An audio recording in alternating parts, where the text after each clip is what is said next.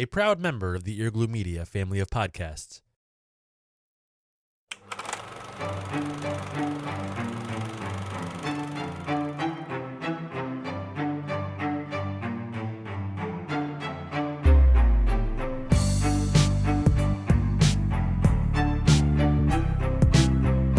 Hello, everyone, and welcome to another episode of the Film Appraisers. This is the only podcast that evaluates your favorite films. Each episode, we discuss a film brought to us by a listener, by a guest, or just from one of the hosts of this fine podcast, and then we appraise it in each of the following categories: narrative, music, technique, uniqueness, and longevity. Each category can receive a maximum of $20,000 or a possible $100,000 for the perfect film. And then we see where it stands next to the classics and other films that are brought to us by guests or listeners, or like I said, by the host of this show.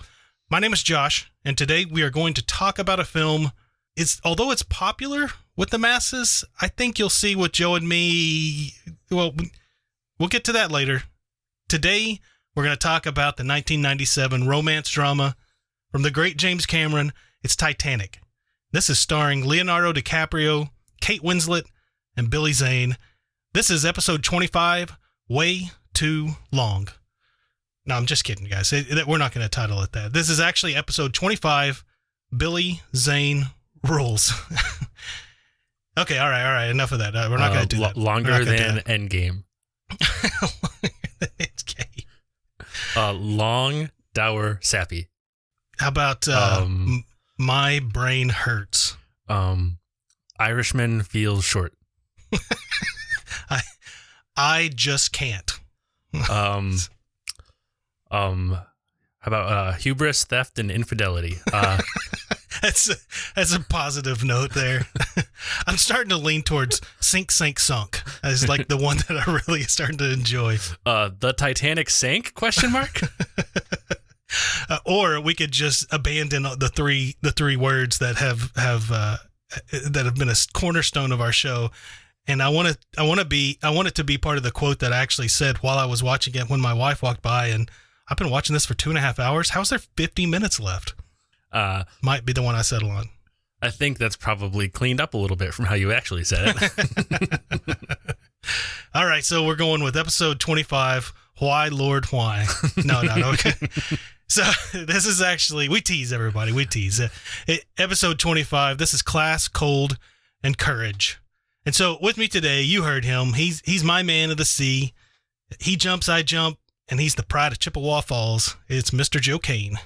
Hey, I got a question for you, Josh. All right, here we go. On the spot. Do you think... Unrehearsed. You've not heard this question. You have no idea what's coming.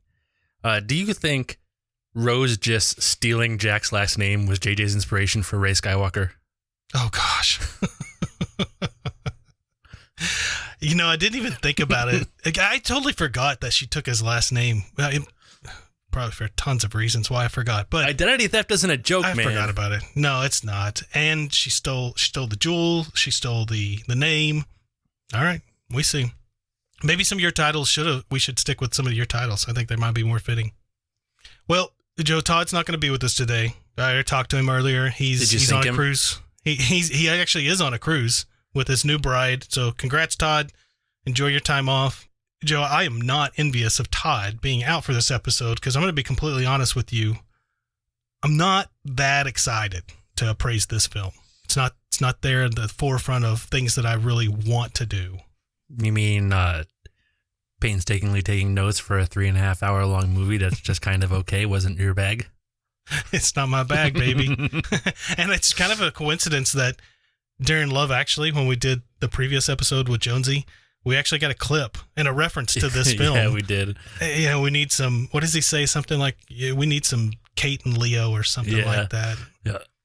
So I think it's probably fair that we explain how we got to Titanic. You can already see that it's not a favorite of Joe and mine, although we're fair when we come to these appraisals. We are going to give it what it's worth. It did much better than I wanted it to. It's not going to be this high in my personal ranking, for sure. So how did we pick this film?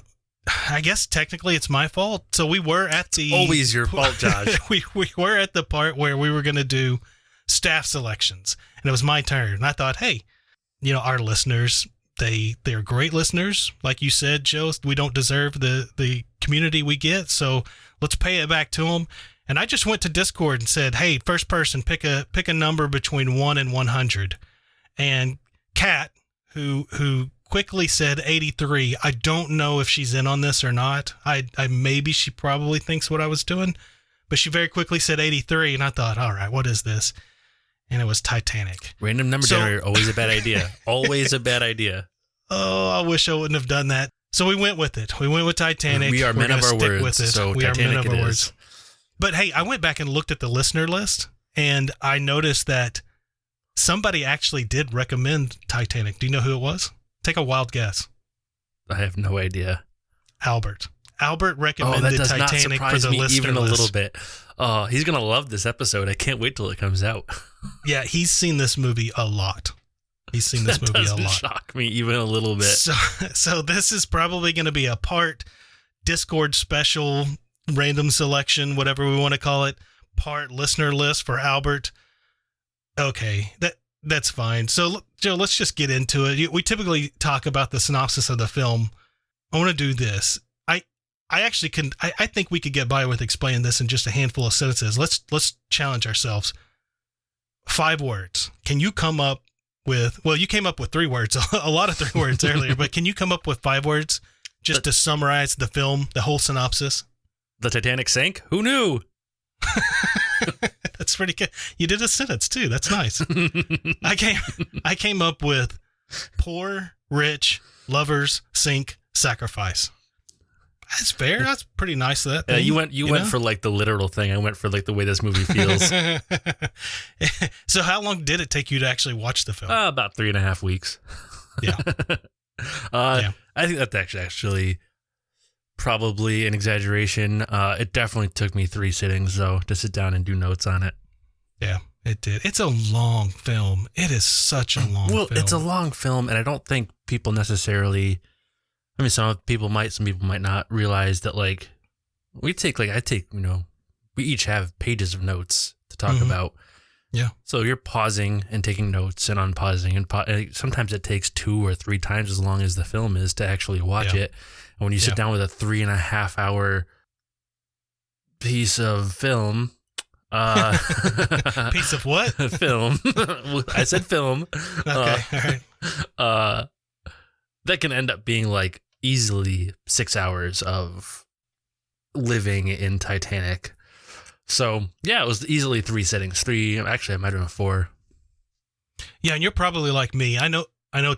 You and I both try to get 2 viewings in. I think you had said previously, you sit and watch the entire movie first, and then you go back and watch it and take notes. I actually do the opposite. I watch it first while I take notes, pausing like you talked about.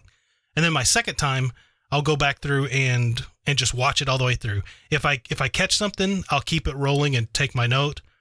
But on this one, there's no way I could have done that. No, there's no way I could have watched. This is one of them single viewing ones. For one and done. Yeah. Yeah, it took me the same amount of time.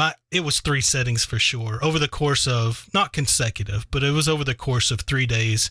I watched about an hour, took my notes. I watched about another hour, took my notes, and then towards the end, I just powered through and got through the rest. But, and it is really long. And I'm sure there are places, like probably not if you're the filmmaker. You probably don't want to cut anything else. This is the version you put out, so this is what you want. I'm sure there are places you could cut out.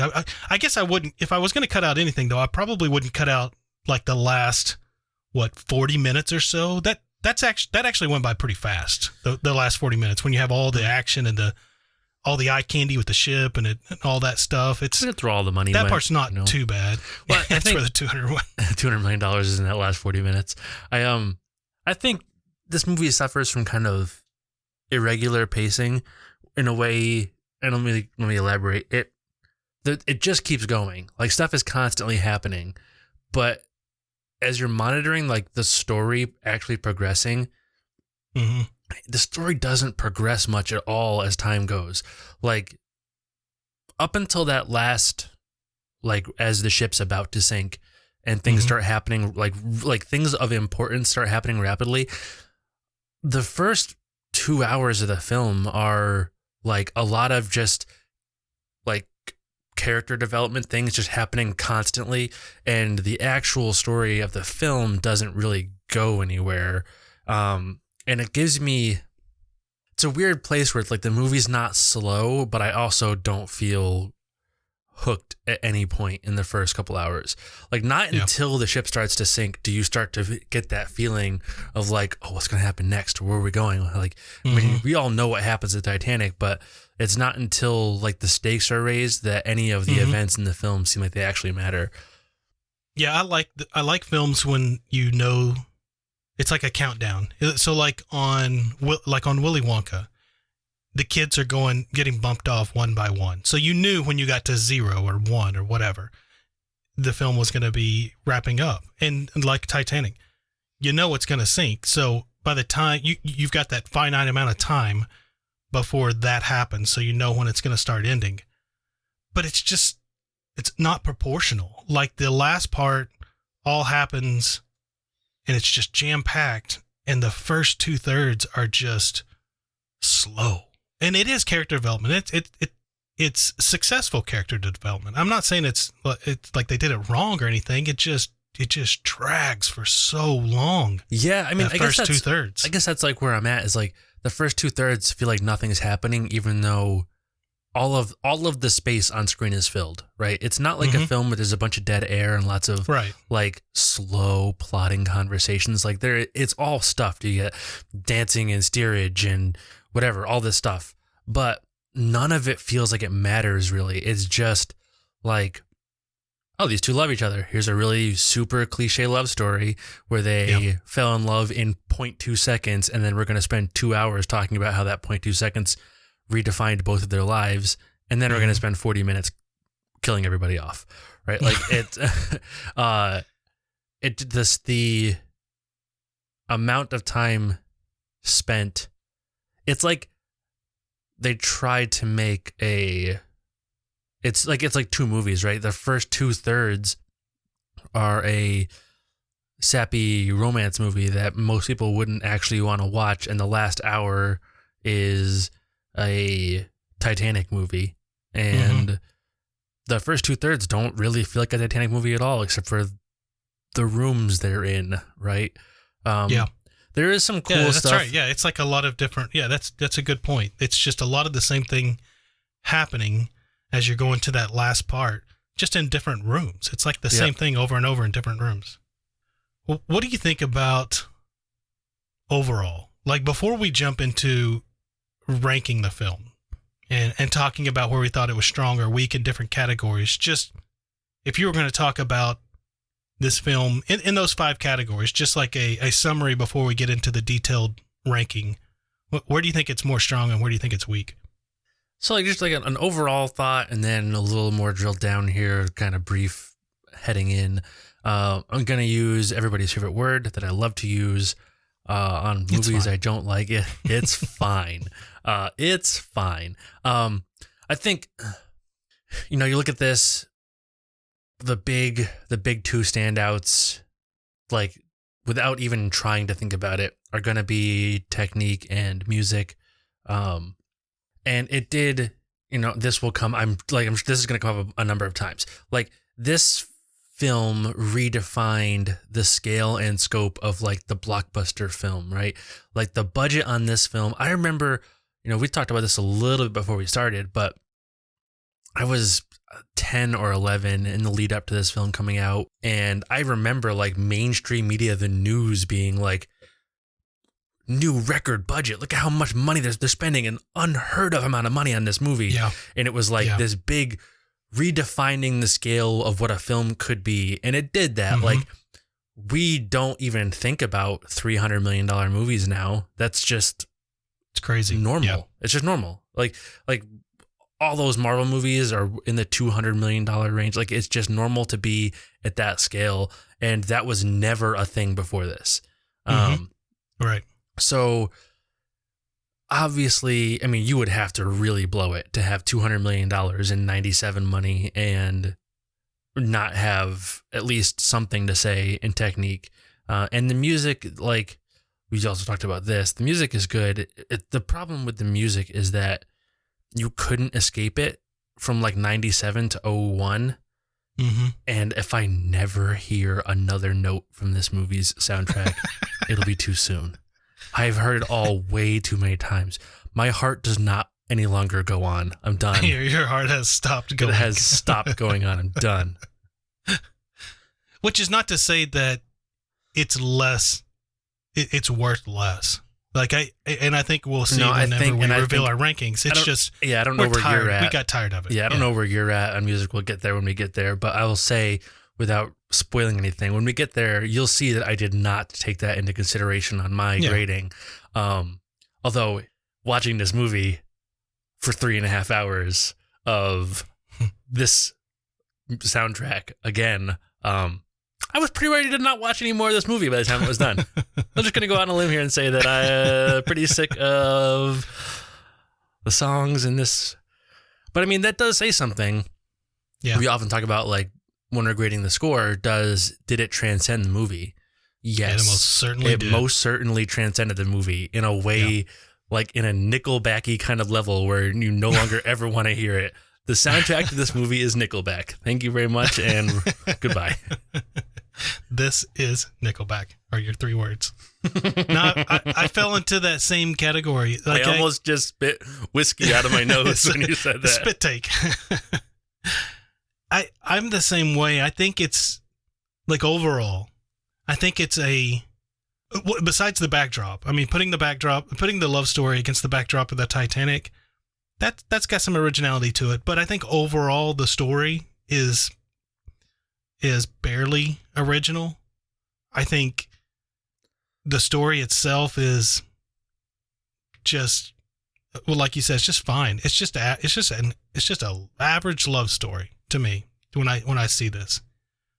But everything else it's got going for it's very well done. I mean, like you said, spending $200 million on a film, you're going to get some pretty sweet special and practical effects, and we do here. I mean, like, Cameron does not hold back on what he gives us as far as just in the practical effects. Like, if you go back and look at some of the behind the scenes stuff that they did, like what they built, like the actual model they built for this thing and how it could operate, and just thinking of, like, the logistics of it all and having that many people and then flooding it with what, like, technically this thing's sound. And you're right, from a music standpoint, sound. And does it still hold up?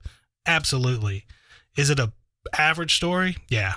Is it unique? Nah, not really. I mean, maybe a little bit more than average. So I think that's where this film is probably going to end up, at least for me. Maybe the same with you. That's how I felt like this film. That's probably what keeps it from being slightly higher than I think some people think it should be. And if I was going to just go into a ranking period and say, if I opened up our definitive list and I've got 1 through 25, where would it land? I don't know, somewhere between 18 and 22 is probably where I would just drop it, just as a guess. And I guess we'll see where it actually lands. Maybe we should get into the ranking itself to see where this thing lands, but that's my guess from just the type of film this is, where it sits, its popularity, things like that. I'm really interested in seeing where we actually appraised it. So, you want to get us started? You want to kick us off with narrative? Yeah. All right. Happy to kick us off with narrative. So, like you said, like, the story in this film, it's nothing, right? This film is basically 2 movies overlaid. It's a really cliche love story, like the whole 9, like, guy saves girl, immediate fall in love, girl throws her life away to be with guy. Super cliche love story laid on top of, honestly, a very stock disaster movie. And and then you get, like, the little third little movie here with the modern day stuff which I think actually was a good choice for the way they hit to handle narration, right? Plus, without the modern day stuff, we wouldn't have had Bill Paxton, and I like Bill Paxton. So, he's Chet. Yeah, absolutely. And, Twister was fantastic. I loved him in Twister. And, like, apparently so did I actually saw pictures of this side jag. You can tell how much I love this movie because I'm going on a side jag. I saw pictures of this week online, just kind of randomly. When he died, storm chasers all across the country spelled out BP, his initials, in GPS things across the country. Yeah, that's really cool. I saw that. So yeah, the modern day stuff. You just did like you see those memes of the dogs that says squirrel. And they look for sure. I totally squirreled. That plagues this movie. Like the whole time I'm watching it, I get squirreled the whole time during this movie. So you saying that does not surprise me. Yeah, well, like there was one of the things, right? Like there's something about, and I think this film suffers a lot for the same thing with the soundtrack, the movie in general. You just couldn't get away from it because it was such a big pivotal point in cinema when it came out. You couldn't get away from it for a long time. It was all over TV. It was all over the radio. And that, I think, plagues it now because I'm just overexposed. I kind of just don't want to acknowledge it anymore just because of that, right? So the story's in three parts like that, right? And I think the only thing it really gets out of narrative here is that it's all three at once, and you don't get lost, right? They do a good enough job balancing the three and using the three attributes here to make a film that is well structured. There's nothing bad about the story. There's nothing broken or incoherent. It's just not spectacular. Most of the acting is really pretty good. There's a little bit around the periphery that I was like there's some small parts, like extra work almost, that the lines are delivered like with way too much zest. They're like, all right, guy, calm down. That's okay. Yeah. But for the most part, the main performer is really good. And I think it gets some points for that. We talked about the pacing of the film where it's like, the first 2/3 feel like nothing's happening, and the last third feels like the entire film is in it. And when you're in a 3 hour and whatever, 18 or 30 minute, whatever it ended up being, film, having that much of it feel slow, really a problem. So, I think that hurts it. Billy Zane is in this, so that's a plus. Yes. And watching this the entire time, every actor that came on made me want to watch a movie with that they were in that wasn't this one. And I could not stop thinking about The Phantom when Billy Zane was on in that skin tight purple suit. All about it. There are some really good references to real people in this movie, like the unsinkable Molly Brown, which if you like, I'm not going to go through the history of everyone's references, but like, if you don't know who the unsinkable Molly Brown was, it's interesting. It's worth looking up. The Heart of the Ocean is admittedly a call to the Hope Diamond and the Hope Diamond Curse, which also a very interesting thing to like look up sometime if you're interested. But there's like a bunch of like kind of neat little references that you could easily overlook or not realize are references. Some of that was pretty good, but all in all, man, movie is just okay here, right? There's not enough here. Yeah, narrative. There's not enough here to really push it for me. I had it at 12. Okay. Yeah, I'm right there with you. I'm exactly at 12 too. And it sounds like a lot of our notes line up. My first note is Billy Zane rules, plays a jerk as well as anyone, because he does. He's such a great typecast actor for that role. He does that role so well. And a movie like Titanic with that much, what am I trying to say here? Like just the magnitude of a movie like this, I wouldn't expect them to cast a Billy Zane in it, but they didn't. That completely changes the villain. It makes the villain, you just love to hate that guy. Two thoughts on Billy Zane right now. One, he was amazing as the villain. He's so smarmy and like pretentious and stuck up that I loved to hate him so much that I started to just love him. Right. And also because of this film, the next time I get a staff selection, we're doing The Phantom. I don't care what you say. I haven't seen it since it was in theaters, so I don't know what I'm expecting. It's been a long time. Yeah, I know, it's been a long time for me. And then the other note that I had, a few notes down. So Billy Zane, I liked his. I think Kate Winslet, she always does great. She was Nothing really good in wrong this. with her. The woman that plays her mom, Frances Fisher, I thought she was really great because I found myself just being so annoyed and just despising her, and then reminding myself, oh, she's just a character. Oh, she does a really good job at this. And so I really thought that actress did a great job. Like you said, you wanted to watch The Phantom. I had in my note Bernard Hill. I enjoyed his presence as the captain, but it just made me want to watch The Two Towers so bad. Yeah, right. Yeah, it's just what comes from not being that interested in portions of this film. I think acting was really good. The costumes, I thought when it comes to the costumes, I thought what was most remarkable about it is just like the sheer magnitude of those costumes they had to create. I mean, so many extras and so many cast members. That's just pretty remarkable that they did that. But to me, what really keeps this film down in that 11, 12, 13 range is the story and the plot. I mean, it's well thought out, and it's a nice story against the backdrop of another nice story. Well, the story of the Titanic's not nice, but against an interesting story. And like I said, it's timed and it's finite, so you know that it's coming.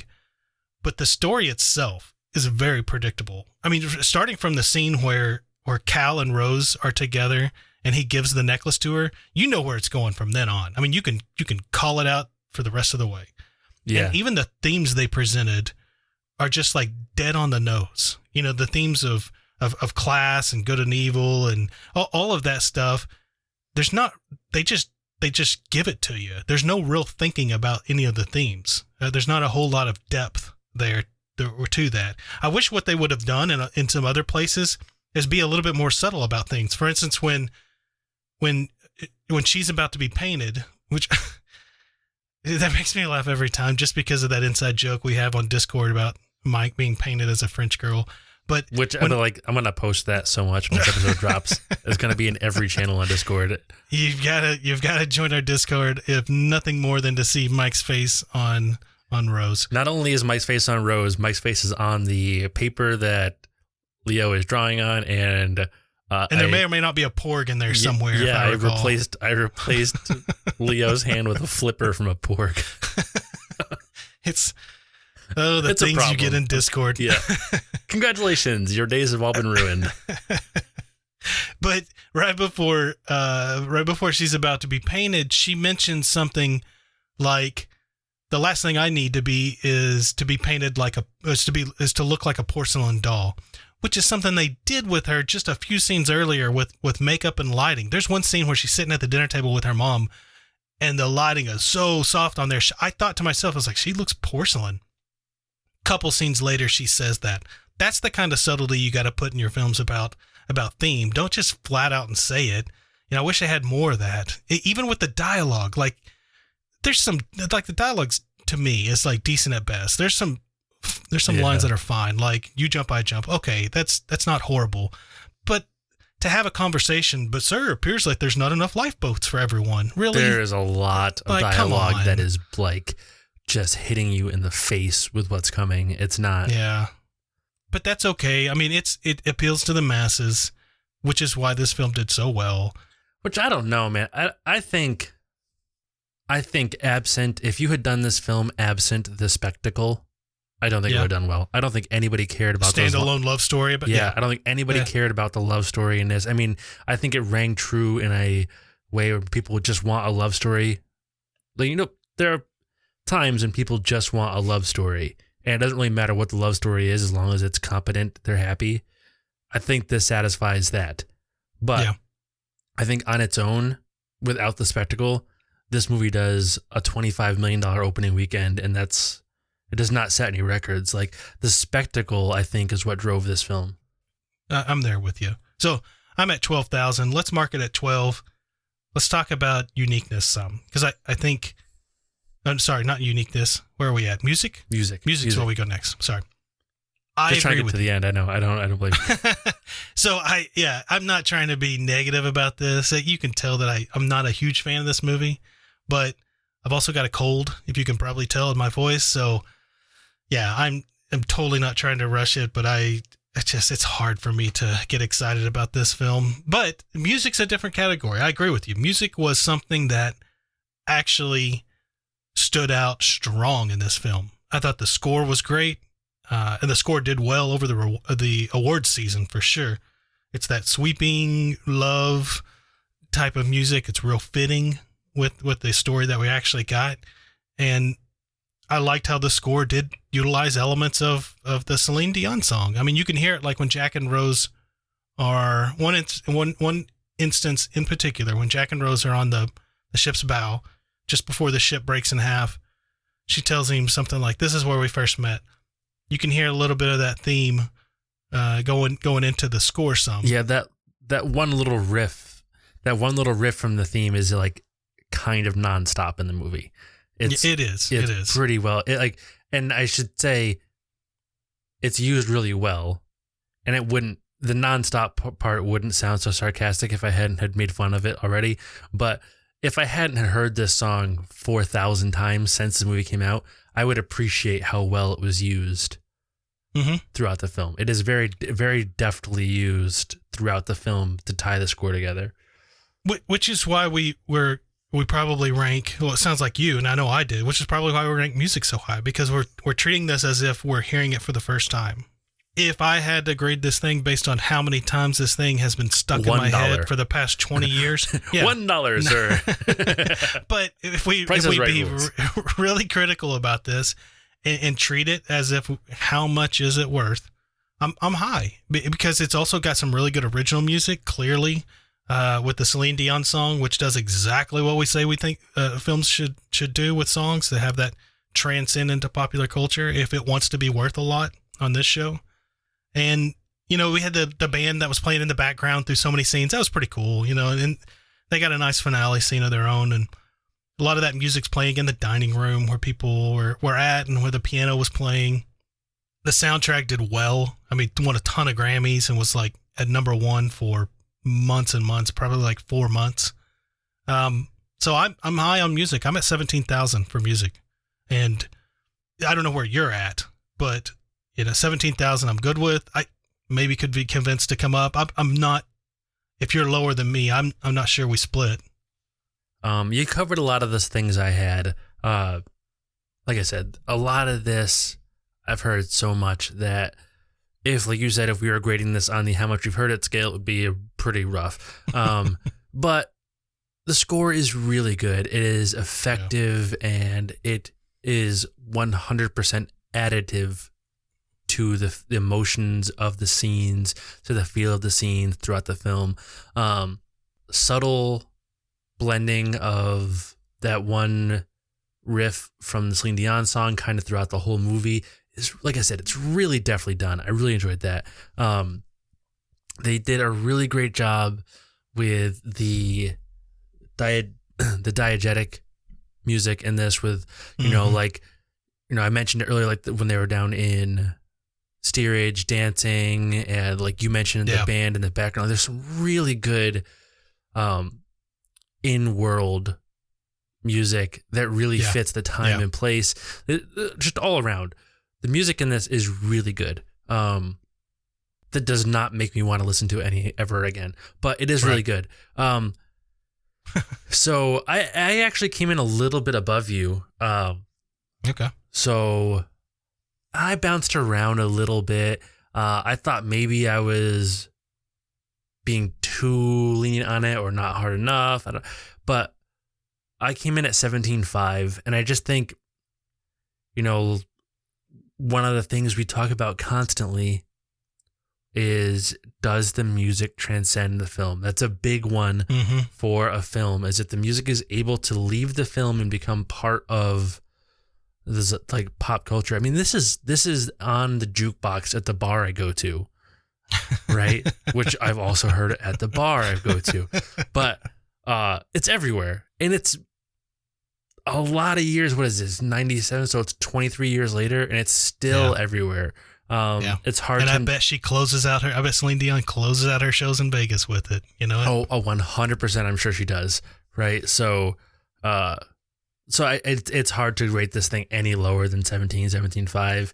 You know, I was actually up around 18 for a little while, and I was like, wow, that's a little lofty. 18's a real big number. Yeah. So yeah, I came in at 17.5.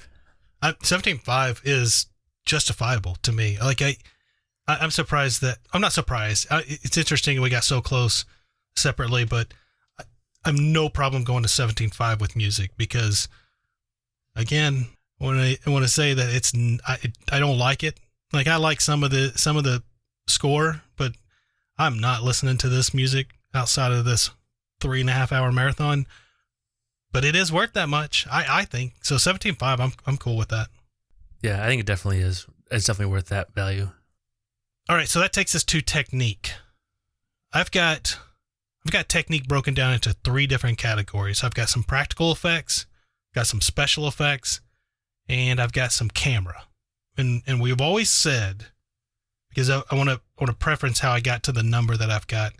We've always said that the special and the practical effects are not as valuable as the camera techniques, because the camera techniques can tell a story unlike the practical and special effects. In fact, when you don't have the camera techniques telling the story, I think it hurts the film more than when you just beef it up with a ton of special effects or something like that. So camera editing, stuff like that really exactly, makes a camera huge editing, difference. things like that. Exactly. So let me start with the practical effects. They did some great movie magic where they, in the boiler room, like where they just used mirrors, just good old fashioned movie magic to make it look like it was bigger than what it was. Of course, we talked already about them building the ship out in Mexico. They bought like 40 acres on the coast there in Mexico and built this massive ship for them to film on. It's remarkable if you go back and watch some of the behind the scenes stuff that Cameron pulled off. It's absolutely unreal what they were able to do from a practical effects standpoint. The special effects, I thought the CGI before it was nighttime, the non-nighttime scenes, the CGI looks pretty good, but you could definitely tell when it was CGI and when it wasn't. Yeah. I thought all the effects in the last part, like the last 40 minutes or so, specifically like the ship sinking and things like that, that's worth your price for admission. That's absolutely spectacular CGI. Sometimes with the sky, like when you have Leo's face, especially if you're in a close-up or an extreme close-up with the stars in the background, you can see that outline there that you tend to get with I would say poor CGI, but just with CGI that's a little especially outdated. Early CGI. Yeah, exactly. You can tell some of that, but I mean, overall, excellent job with the special effects. The camera work, I think, is where they could have done a little bit better job. There were some things they did that were pretty cool. I mean, you get some of those multiple shots, like when Jack's walking into dinner, you get a lot of multiple shots, like you get some tracking shots, you get some low shots and some point of view shots and things like that. I expected him, this is a little bit of a tangent, but I expected Cameron to use a handheld when it came to the dancing scene after dinner where they go to the party on the lower deck. But he didn't. If you look at I could definitely see why you would expect that from him too. Yeah, you would expect that just in the hecticness of that whole scene, but he doesn't. He just takes the camera and he crams a ton of people in the shot. He's got them all moving. It's real tight. I actually like that instead of the handheld. He does things like that. He does a little spinning while they're dancing to show it's just those two. But it actually, again, my mind started wandering. It got me thinking about Short Circuit, and then I got the BG stuck in my head and all that stuff during that. So, yeah, we get the iconic shot of them on the bow and all of that stuff.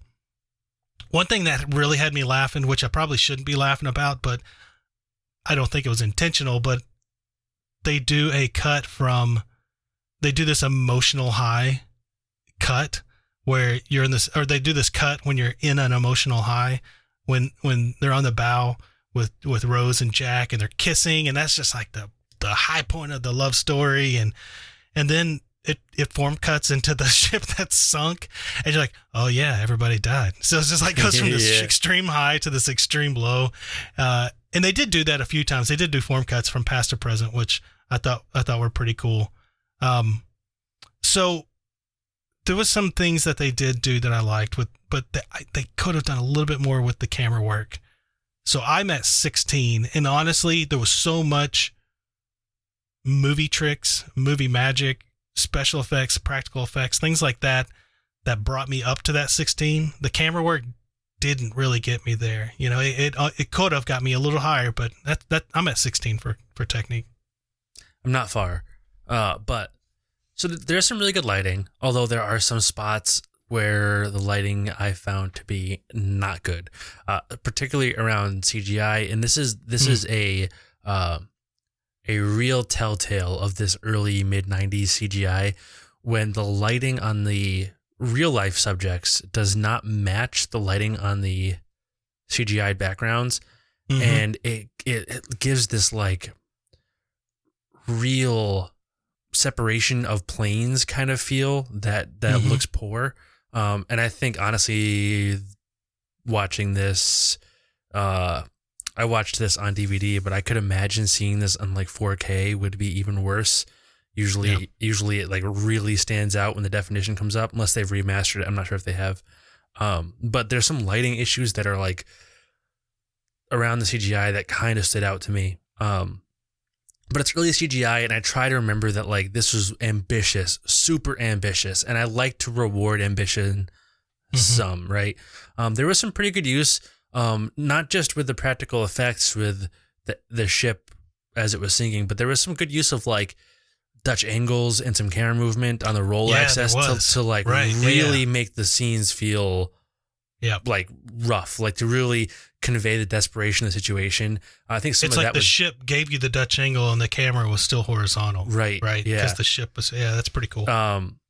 There's some pretty good well-framed shots. There's some decent dynamic camera movement. Like, the scene at the beginning when Rose is ready to jump and you get that camera sweeps in low behind her and then pops up over her and stops mm-hmm. aligned with the rail looking down off the ship. There's some really nice dynamic camera movements here and there, but you know, maybe if you took all of the outstanding camera work in this film and put it into a 90-minute film, it would feel like it was packed.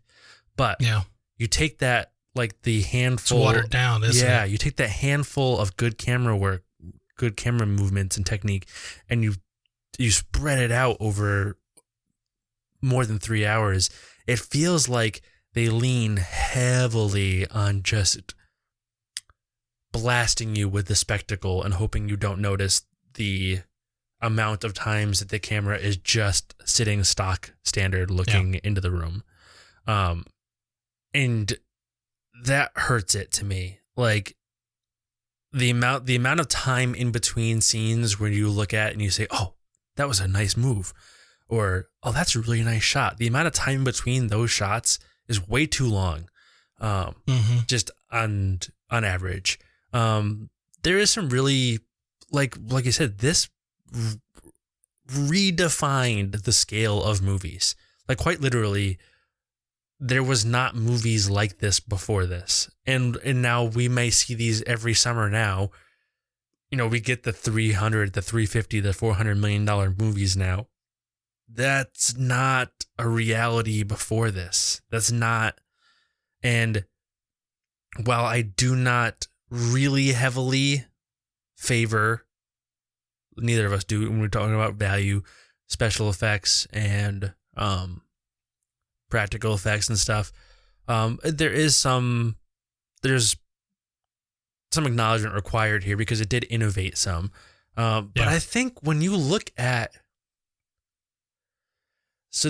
this, I think, probably a function of runtime, unfortunately, for this film. But if you look at the amount of times the technique in this film stands out, one, it's almost entirely in the last hour. Like there are spots here and there throughout the film where you're like, oh, that was really good. But for the most part, all the stuff that's like, wow, that was great, is in the last 45 minutes to an hour. And the first 2 hours is like as stock standard as you could get. And I think that in my head hurt it a lot. Maybe I was a little harder on it than you, but not by much. So I came in at 15, and I think I took a little bit more away for some of the lighting with the CGI. There was a couple of spots that I thought the CGI was not that great, especially considering the budget.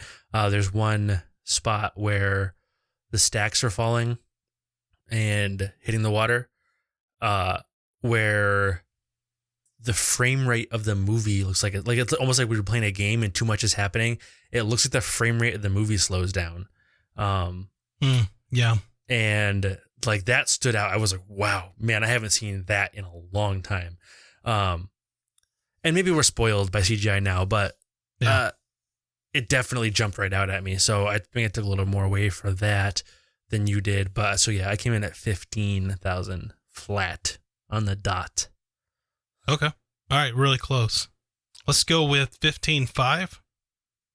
Yeah, I think that's split the difference on that one. a fair What's split. that take us to? Longevity? That puts us at longevity.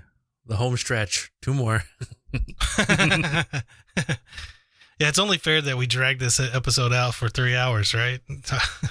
Yeah, right. Let's start really digging into this one. Make everybody really feel it. So what'd you think about Longevity? Where do you stand with it? So I'm gonna open up with what I gave it and tell you how I got there. Okay. Little out of the ordinary. Let's spice things up a bit. Let's shake it up. Something this movie could have done a lot of, shaking it up. Yeah.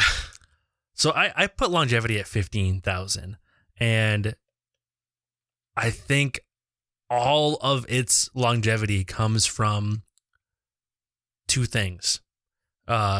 Its legacy, Mm-hmm. where it genuinely changed the film industry. It sent, bad analogy. It sent waves through the film industry. Didn't mean to do that. Caught myself halfway through. Went with it anyways. Sent waves through the film industry, and it really shook things up. As far as what people expected from films going forward, right? And a lot of current movies have this movie to thank. And honestly, there probably, if it wasn't this, it would have been something else. But even still, it wasn't something else. It was this. It made the big movie, the big budget film, a thing, right? That was not a thing before. It dealt with a really large cast, even though it wasn't what we think of as an ensemble cast now, as far as like, you know, it's not like an Endgame or something. It was a big cast, had a lot going on. It was, I mean, the bulk of the cast was like periphery extras, but there was just a ton of people on screen all the time. That's a lot to manage. Yeah. And so, you know, so some of that stuff, it changed a lot of that stuff. It changed how we look at scale for films going forward. And I think it gets some points longevity for that. The other thing is that it 100%, without a doubt, deeply permeated pop culture. It's just undeniable. I mean, how many movies have had "I'm the King of the World" jokes, or the made spoofs on the scene of the 2 of them at the front of the ship?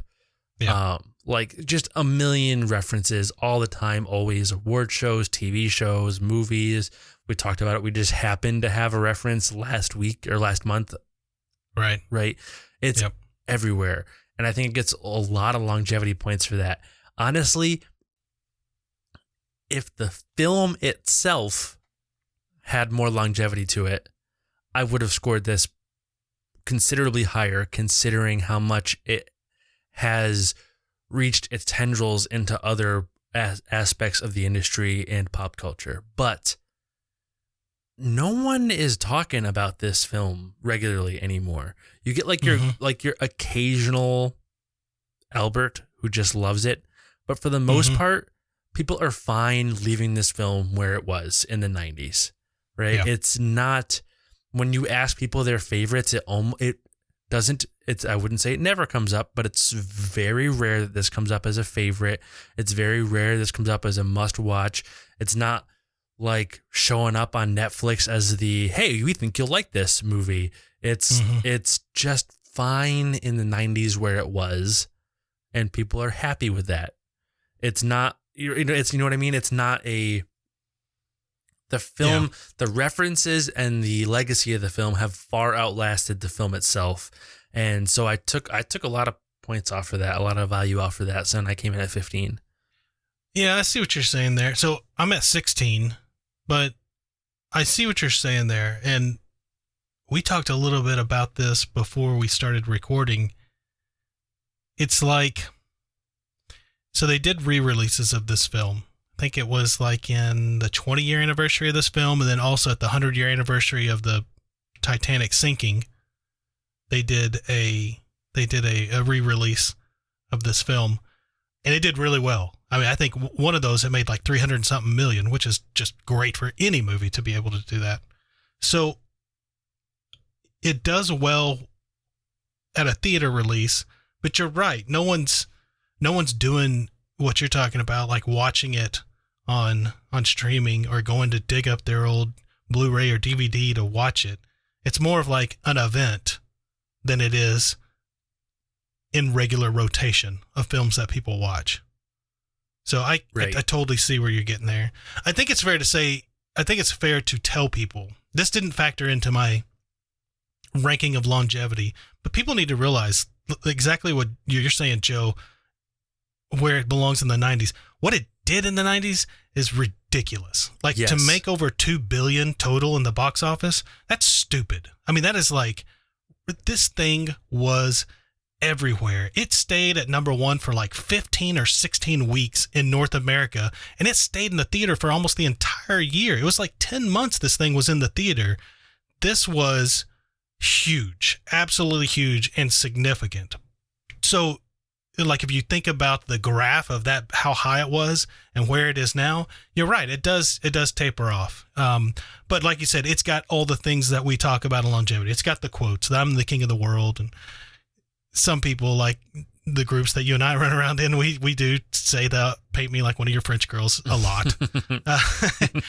And yeah, it impacted pop culture with the arms out on the ship's bow. And things like that, like the shot of Jack and Rose on the bow with the sunset on their face. That's like cinema classic. That's snapshot. And surprisingly, well, I would say surprisingly, but this thing hit a lot of AFI's rankings. Quotes with "I'm king of the world." It's in the top 100 there, with a lot of their 10 best of. So like the top 10 epics, it falls in that list. They do some other top 100s like 100 love stories or 100 most thrilling films. It shows up in both of those. And it even shows up in their top 100 best of all time, which is at number 83, the reason why we're doing this thing. Thanks a lot, Kat. So it does have the recognition. I do appreciate, from a longevity standpoint, some of the stuff that Cameron, I think it was Cameron's brother, James Cameron's brother, when he worked with Panavision to help create a camera to be able just to withstand the pressure at the depth where the actual Titanic was where it sank, to get some of that footage. I mean, that's fantastic that he would come up with something to help the industry. That's why I'm at 16. You're at 15. I don't think there's anything that could really move me one direction or another. Let's split the difference on that one, just like we did for technique. We'll go 15.5, and I'm going to talk to us a little bit about uniqueness. I think the uniqueness aspect Talk to us about it like one of your French girls, Josh. So I think now I'm frazzled. I can't find my notes. I was just thinking about Mike. I think the uniqueness falls in the realm of narrative. I don't think that... So it is an original screenplay by James Cameron, and I like that he wrote his own film. It's got more weight when we appraise it for uniqueness. But man, this thing's very blockbustery. That's not a word, but I'm going to use it. It's very blockbustery. Rose has that revelation that Rose knows about the necklace, and she tells Well, I think she tells Brock on the phone about the necklace, and then we get this big boom of orchestral music, and the scene changes to the hell. It's just like this big blockbustery type movie, and I mean, and it is. That's what it is. That's fine, but it doesn't make it any more unique than any other blockbustery movie. I think that where I gave it a little bit of uniqueness was being able to use some of that real footage from the ship at the beginning, especially when you hear the sounds of the ship faintly in the background. I thought that was pretty cool. So I'm at 12.5 for uniqueness. I'm not that high on uniqueness for this thing. So basically all the uniqueness for this film comes from two things. First, the smaller of the two things, is that it managed to take this very formulaic, these 2.5 to 3 very formulaic stories and kind of weave them together in a way that didn't suck.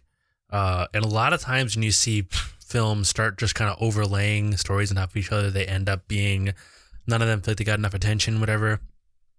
And so I gave it a little bit for that. I appreciated the way the film was structured, and it's something we've seen a fair amount of since, but before, not quite as much. The bulk of the uniqueness for this film, though, comes from the scale of the film. And that includes, getting down to see the Titanic in person, for getting some footage, like creating real world benefits out of filming this movie, dealing with getting down there. And, I took a quick look. I looked through 5 or 6 movies from like 95 to 99 that were blockbuster films, big blockbuster films. Just a quick look at the budget. Movies we think were big deals, like The Phantom Menace and The Matrix, a handful of movies that were like the big summer movie, right? And this movie had a bigger budget by between $70 and $150 million of more money than those movies, right? It was unheard of then. And then I just looked now, just a quick look, not even now, look since then at some other stuff. I looked at like Captain America, the First Avenger, or not even an Avengers movie, just one of the character-driven Marvel movies, a couple other big blockbusters, and they are all like the floor, the minimum is $200 million now. Yeah. Right? This changed everything, right? And actually, to a lot of indie film or smaller film makers' complaints, because I can't tell you how many times I've seen interviews with the directors who say you can't get a $90 million movie made anymore. It's either a $300,000 indie film or a $350 million mega film. There's nothing in between anymore. And you see that kind of bear out, right? When you look at the stuff that comes out now, there's very little that isn't huge in scope in the theaters. There's stuff here and there, but for the most part, the scope of films is just massive now. I remember being floored by this movie. I remember not liking this movie when it came out and being floored by the scale of this movie so much that I went back and saw it 3 times at the theater. It was, I was 11 years old when it was actually in theaters. As an 11-year-old watching just huge spectacles on screen that you had never seen before, I was floored by it. I could not fathom how they made any of this work. The Phantom Menace 2 years later does not even hold up to the scope of this, right? And that was like I think that was like $150 million budget, somewhere in there. I think it gets a lot of uniqueness points out of that. Imagine being 97 and making this movie on this scale. It's crazy. Yeah. But nothing else is unique about this film. The story is not that unique. Sure, it's an original screenplay. The bulk of this story is centered around the Titanic. Spoiler alert, that actually happened. It sinks, right? Like, right. It's an original screenplay, but it's an original screenplay based on real life events, based on real life characters, not necessarily Jack and Rose, but a lot of the characters in this film around Jack and Rose are real people, and their characters are taken straight out of real life accounts. Quotes from them, quotes that were attributed to them from people who survived. Like, there's a lot of stuff in this that is just plucked out of history and put on screen. So it's an original screenplay. Give it points for that. Take some of those away because a lot of it is just recounting, which not taking all of it away, but there is something to be considered there. So all in all, I mean, I came in actually at 12.5 also. Like, just, I'm really glad that this film changed the scale of movies. The film industry felt the waves from this film for years to come. It still is. But in a vacuum to just this film, it's a romantic drama that fits all of those tropes. Nope, I agree with everything you said. I think 12.5 is, for uniqueness, I think 12.5 is pretty fair. I think so. Which puts it at 73,000 overall for total value. What's that look like on the guest list? So if you pull out over to the guest list and take a quick look at where that stacks up, that puts it below The Princess Bride. Thank God. And honestly, shockingly, but not by much. But shockingly to me, above No Country for Old Men. If you asked me to personally value these, No Country would be like twice the value of Titanic. But I mean, they're really close. It's a close cluster. It's really all between 72 and 75, right in that range. That puts it at number 8 on the list. A fair spot. Not where I would put it on my list, but a fair spot. I think it's a fair spot. It comes in on the definitive list a little lower than what I said I guessed it would land at. I thought it would fall anywhere from like 18 to 22. It actually falls number 24. So it does get into that top 25 of our definitive list, but it is right in that cluster, like Joe said, of being, man, it is $500 from being number 22. It's really, really, really close. I mean, I don't foresee it, but if we do a reconciliation and we decide there's a 500 to give here and there, it could be number 22 very easily. That's how close it is. Yeah, but if we do a reconciliation and find out there's 500 to take here or there, it could be number 25. So it very easily could drop out of the top 25. That's right. So if we look at the top 20, what we're looking at is it starts with The Matrix at 20, Princess Bride at 21. There's a tie for 22, which is Aliens and The Searchers. Aliens being another James Cameron film there. And then we got Titanic coming in at 24 with No Country for Old Men, rounding out the top 25. It feels like it should be a little higher, but I'm fine where it's at. I think if we honor the system, if we stick with what we said, the purpose of this was, then I think 24 is a fine place for it. So I know we didn't do it on this show. Sorry, I'm taking another side jack because I love this movie so much. I know we didn't do it on the show, but I see here that Aliens is tied with Searchers. Yeah. On the next reconciliation episode, I want to pick a bone on a couple of these with Aliens. I think it should be higher. Aliens? Yeah. Yeah. It's Aliens is one of those films where I think if you told people where it ranks, you might be split. I think half of them wouldn't agree with that. But if you made them sit down and really look at the categories we're talking about, if you made them go back and actually analyze the narrative and the technique and the music, especially the music for Aliens, if you made them go back and look at some of that stuff, I think they would agree with us where that thing falls. I think I would like to argue a higher score for narrative, but that's just me. I love that movie so much. Yeah. I could be being partial, but I love that movie so much. Yeah, it's great. I personally I think Aliens, so the second one is definitely more James Cameron than the first one, for sure. Yeah. But so I think it suffers a little bit in uniqueness. Like if Aliens would have been the first one, then it would have got a lot higher. But it lost some of that uniqueness from like sequel what do they stuff. call those? The chest bursters, and chest burster. Yeah, things like that.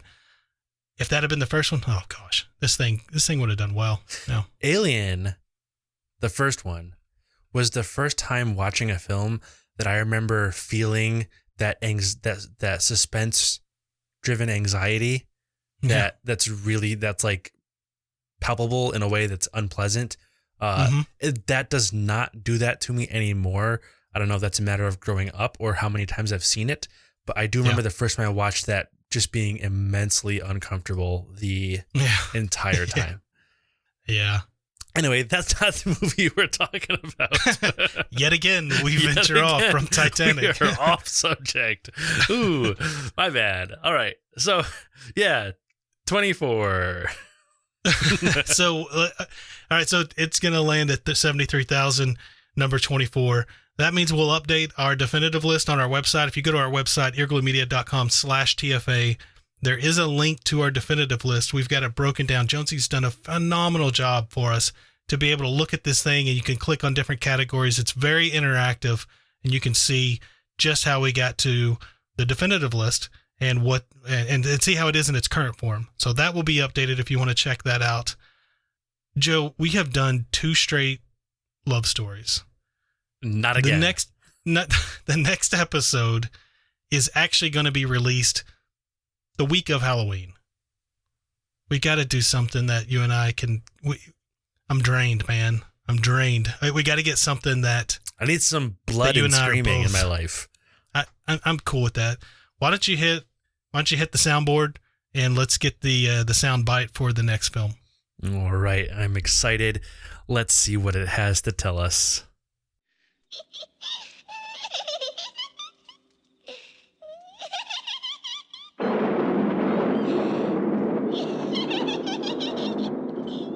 Shut up.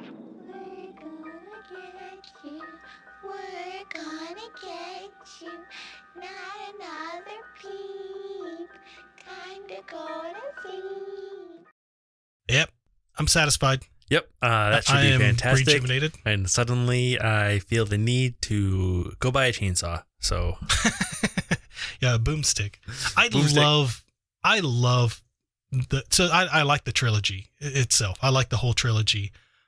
I really, really like the first one. Like, I know that some people really prefer the third one, and I know critically, I think the second one probably is more critically acclaimed. But there's something about that first one that I just love. Like, the first time I saw it, I thought, this is totally different than any horror film I've ever seen. I love this film a lot. I love it a lot. Yeah, it definitely hit that like cult classic level. I'm looking forward to talking about it. It's one of my favorites. It should be really good. And that's one I have on 4K. So we're going to see it in all its glory in 4K. Excellent. Why don't you tell us how things have been going on in the network? We've got a lot of interesting things that are really happening at the network, but what's going on right now? Yeah, I'm going to sound like a broken record because I'm pretty sure, if I remember correctly, this is almost verbatim what I said last time and what Jonesy said, but Albert is crushing it with The Basement right now. It's so much fun. It's so much fun. They just did, as recording this, they just released they're doing it live, but they just did the podcast version of the like 3 chapters at once. It was like almost 3 hours, and it felt like the old Basement a little bit for a minute, and I loved it. Yeah, right. Yeah. But no, like they're really nailing it. Will is a great addition. I love Will. Yeah, he's such a great addition to the show, and he is just killing it. So I've really been enjoying that. Like, I look forward to that show every week in a way that like I don't look forward to a lot of shows. So if you're not listening to The Basement, you are doing yourself a disservice. You should check that out. And Ready Player 2 coming out like soon, right? I don't know the actual date. It's like January, I think, maybe, right? Yeah, like December, January, something like that. It's coming quick. And if you haven't read the book or seen the movie or listened to The Basement, like, do all the things. You're ruining your life. So go check that stuff out. The Basement really killing it. They are, I believe, just wrapping up coverage of like revisiting the first season of Mandalorian, getting ready to head into the second season on the Cantina Cast. So that has been really good. I am confession, I'm like 2 episodes behind on that because I just don't have time, but I am catching up. That has been very good. Great show, great coverage. So yeah, staying busy. The network's doing really well. Really looking forward to seeing Ready Player 2 stuff. That's definitely going to be coming, and the Mandalorian Season 2 stuff definitely going to be coming. So like we're heading into a really fun time. So now is a great time to get caught up if you haven't done it yet. And I'm gonna join you there. I am caught up on Cantina Cast, but I'm 2 behind on the basement. We're like no mirror reason, images. no reason other than that fit into my drive schedule. So right. I've caught up on one. I've jumped on. I pounded out 2 episodes of The Basement on a 3.5 hour drive I had the other day. So yeah, definitely good stuff. And if you haven't read Ready Player One, it's not a big deal. The show utilizes Ready Player One for the main thing to discuss, which is pop culture references from the late 70s, 80s, and a little bit into the 90s. So just listen. It's a great show. You'll enjoy it. If you would like to check out what we have to offer, at least as far as social media, you can get in touch with us at Twitter. It's at FAppraisers. Our Instagram account is at FilmAppraisers. If you'd like to email us a film that you would like us to do or just give us some feedback, filmappraisers@gmail.com. And then again, you can always go to eargluemedia.com/TFA to find our website. You can also subscribe there. And also, eargluemedia.com/Discord, your personal invite to the Discord channel. Come join us. We're there all the time. It's a great forum. And while you are just slamming the internet, which is all we all do anymore because the real world is still a little bit closed, jump on to iTunes, rate, review the show. If you do a really good job and give us 5 stars, Josh will personally sing "My Heart Will Go On" for you and send it to you in DMs. So just so you know, there's like motivation here. But you're the Golden Pipes, man. You should be singing that thing. I will not. We had a couple, just a quick PSA. We had a couple people reach out to us on Discord and ask us about how to rate, review if you are not using iTunes. Unfortunately, like, none of your like podcast apps, if you rate on there, just automatically go into iTunes. It's a little bit of like a hole in the system, so to speak. But if you really love us, you shouldn't have a problem signing up for iTunes just to rate, review. It's free, just sign in there, give them your email address. They'll send you a bunch of spam you don't want, but whatever. There's a spam folder, and you just give us 5 stars and then never worry about it again. That's how that all works. Either way, though, heck of a plug. If you can't rate, review, like Josh said, jump on Discord, jump on Film Appraisers, tell us what you think. The honest to God truth is rating us on iTunes will help us as far as like the algorithm and stuff goes. But what's more important to us is getting your feedback so we know how to make the show better for you. Yeah. So if you can't get on iTunes, get in touch with us on Discord or on Instagram or wherever we're at. Email us. Let us know what you think. We're here to listen. So we do take that into consideration. Do the things, do one of the things, any one of the things, or all the things, whatever makes you happy. All right, Joe, that's going to wrap it up for us on this episode. I'm glad to get this behind us, and I am looking forward to The Evil Dead. That'll be much more fun. It should be a lot more fun. All right, everybody. Thanks for listening. Goodbye. Goodbye. The Film Appraisers was created by Josh McCrae, produced by Joe Kane and Josh McCrae, graphics by Albert Padilla, and voiceover by Morgan Marshall. The thoughts, expressions, views, opinions, and the like are those of the guests and the host of the Film Appraisers and do not represent the opinions of any entity associated with the creation or distribution of the films discussed herein.